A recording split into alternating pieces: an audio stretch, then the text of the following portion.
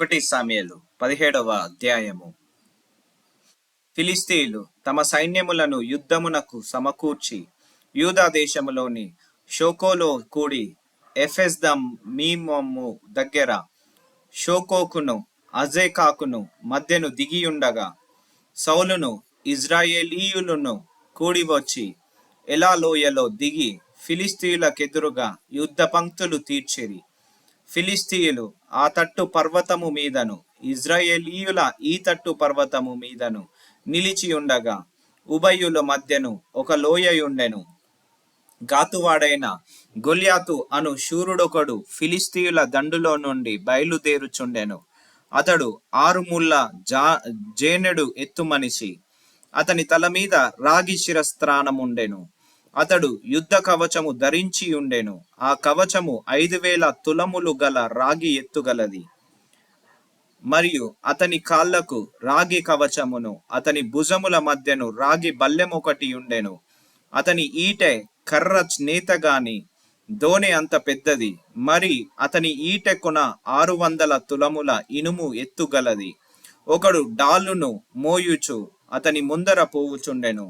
అతడు నిలిచి ఇజ్రాయేలీయుల దండు వారిని పిలిచి యుద్ధ పంక్తులు తీర్చుటకై మీరెందుకు బయలుదేరి వచ్చితిరి? నేను ఫిలిష్తీయుడను కానా? మీరు సౌలు దాసులు కారా? మీ పక్షముగా ఒకనిని ఏర్పరుచుకొని అతనిని నా యొద్దకు పంపుడి. అతడు నాతో పోట్లాడి నన్ను చంపగలిగిన ఎడల మేము మీకు దాసులమగుదుము. నేనతన్ని జయించి చంపిన ఎడల మీరు మాకు దాసులై మాకు దాస్యము చేయుదురు. ఈ దినమున నేను ఇజ్రాయేలీయుల సైన్యములను తిరస్కరించుచున్నాను. ఒకన్ని నియమించిన ఎడల వాడును నేను పోట్లాడుదుమని ఆ ఫిలిష్తీయుడు చెప్పుచూ వచ్చెను. సౌలును ఇజ్రాయేలీలందరూ ఆ ఫిలిష్తీయుని మాటలు వినినప్పుడు బహు భీతులైరి. దావీదు యూదా బెత్లెహేము వాడగు ఎఫ్రాతీయుడైన యోషయి అను వాని కుమారుడు. యోషయి 8 కుమారులుండిరి. అతడు సౌలు కాలమందు జనులలో ముసలివాడై ఉండెను. అయితే యోషయి యొక్క 3 పెద్ద కుమారులు యుద్ధమునకు సౌలు వెంటను పోయియుండిరి. యుద్ధమునకు పోయిన అతని 3 కుమారుల పేరులు ఏవనగా జ్యేష్ఠుడు ఎలియాబు, రెండోవాడు అబినాదాబు, మూడోవాడు షమ్మా. దావీదు కనిష్ఠుడు. పెద్దవారైన 3 సౌలు వెంటను పోయి ఉండిరి గాని దావీదు బెత్లెహేములో తన తండ్రి గొర్రెలను మేపుచు సౌలునొద్దకు తిరిగిపోవచ్చు వచ్చుచునుండెను. ఆ ఫిలిష్తీయుడు ఉదయమునను సాయంత్రమునను బయలుదేరుచు 40 దినములు తన్ను తాను అగుపరుచుకొనుచు వచ్చెను. యోషయి తన కుమారుడైన దావీదును పిలిచి, నీ సహోదరుల కొరకు వేయించిన ఈ గోధుమలలో ఒక తూమెడును ఈ 10 రొట్టెలను తీసుకొని దండులోనున్న నీ సహోదరుల దగ్గరకు త్వరగా పొమ్ము. మరియు ఈ 10 జున్న గడ్డలు తీసుకొని పోయి వారి సహస్రాధిపతికిమ్ము. నీ సహోదరులు క్షేమముగా నున్నారో లేదో సంగతి తెలుసుకొని వారి యొద్ద నుండి ఆనవాలు ఒకటి తీసుకొని రమ్మని చెప్పి పంపివేసెను. సౌలును వారును ఇజ్రాయేలీలందరూ ఏలా లోయలో ఫిలిష్తీయులతో యుద్ధము చేయుచుండగా దావీదు ఉదయమున లేచి ఒక కాపరికి గొర్రెలను అప్పగించి ఆ వస్తువులను తీసుకొని యోషయి తనకిచ్చిన ఆజ్ఞ చొప్పున ప్రయాణమైపోయెను. అయితే అతడు కందకమునకు వచ్చునప్పటికీ వారును వీరును పంక్తులుగా తీరి జయము జయమని అరుచుచు యుద్ధమునకు సాగుచుండిరి. సైన్యమునకు ఎదురై ఇజ్రాయేలీయులను ఫిలిష్తీయులను యుద్ధ సన్నదులై బయలుదేరుచుండిరి. దావీదు తాను తెచ్చిన వస్తువులను సామాగ్రిని కనిపెట్టువాని వశము చేసి పరుగెత్తుకుపోయి సైన్యములో చొచ్చి కుశల ప్రశ్నలు తన సహోదరులను అడిగెను. అతడు వారితో మాటలాడుచుండగా గాతు ఫిలిష్తీయుడైన గొల్యాతు అను శూరుడు ఫిలిష్తీయుల సైన్యములో నుండి వచ్చి పై చెప్పిన మాటల చొప్పున దావీదు వినెను.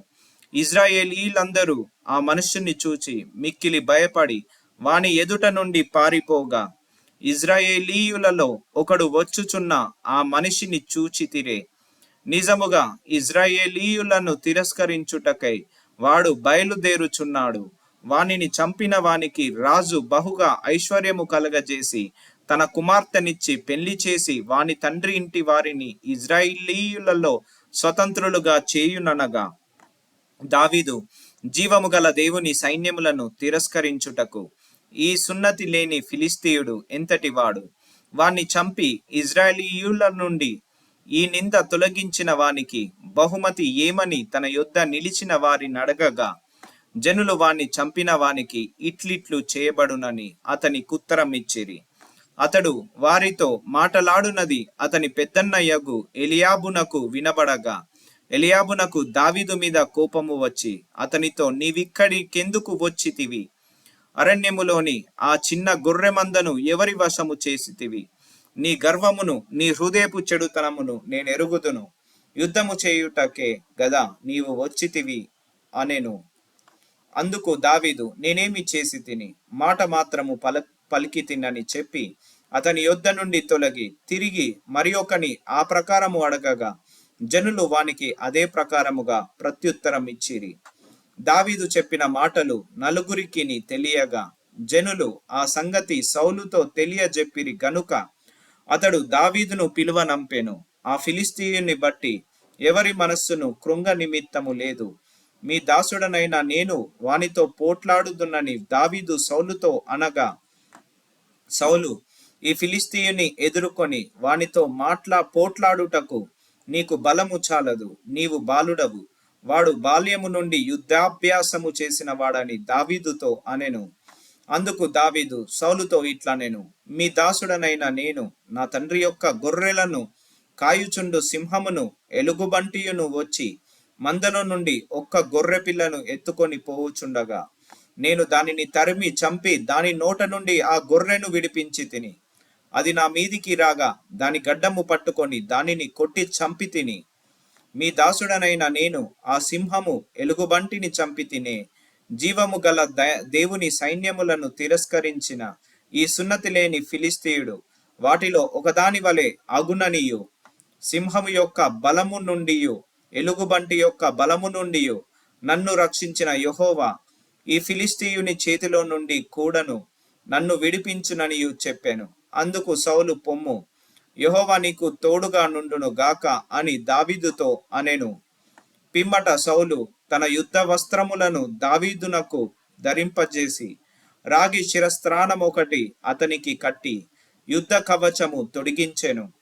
ఈ సామాగ్రి దావీదునకు వాడుక లేదు గనుక తాను తొడిగిన వాటిపైన కత్తి కట్టుకొని వెళ్ళగలిగినది లేనిది చూచుకొనిన తరువాత దావీదు, ఇవి నాకు వాడుక లేదు, వీటితో నేను వెళ్ళలేనని సౌలుతో చెప్పి వాటిని తీసివేసి తన కర్ర చేత పట్టుకొని ఏటిలోయలో నుండి 5 నున్నని రాళ్లను ఏరుకొని తన యొద్దనున్న చిక్కములో నుంచుకొని వడిసెల చేత పట్టుకొని ఆ ఫిలిస్తీయుని చెరువకు పోయెను.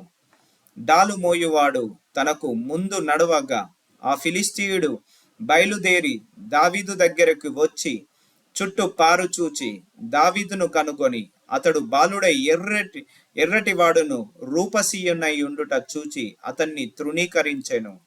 ఫిలిస్తీయుడు కర్ర తీసుకొని, నీవు నా మీదికి వచ్చుచున్నావే, నేను కుక్కనా అని దావీదుతో చెప్పి తన దేవతల పేరిట దావీదును శపించెను. నా దగ్గరకు రమ్ము, నీ మాంసమును ఆకాశ పక్షులకును భూమృగములకును ఇచ్చివేతునని ఆ ఫిలిస్తీయుడు దావీదుతో అనగా, దావీదు, నీవు కత్తియు ఈటయు బల్లెమును ధరించుకొని మీదకి వచ్చుచున్నావు.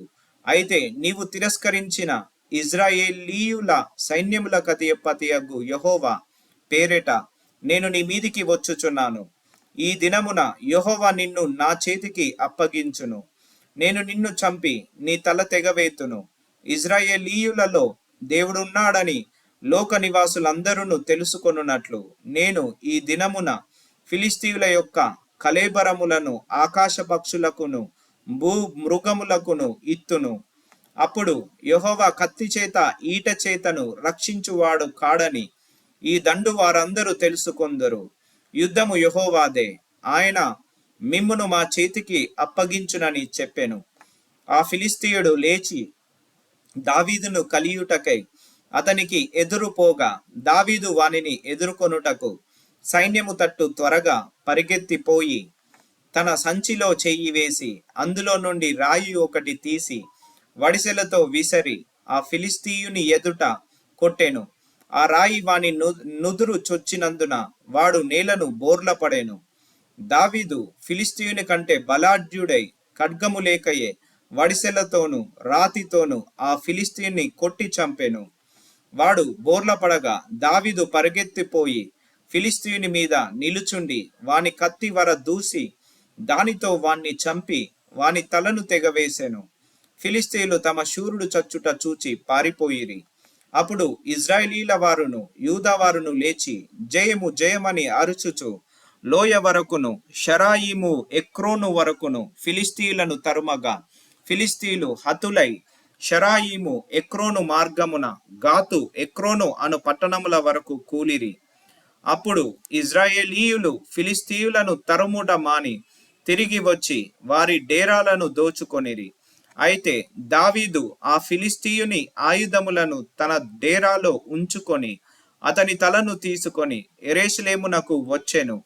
సౌలు దావీదు ఫిలిష్తీయునికి ఎదురుగా పోవుట చూచినప్పుడు తన సైన్యాధిపతి అయిన అబ్నేరును పిలిచి, అబ్నేరు, ఈ యవనుడు ఎవని కుమారుడని అడగగా, అబ్నేరు, రాజా, నీ ప్రాణము తోడు నాకు తెలియదనెను.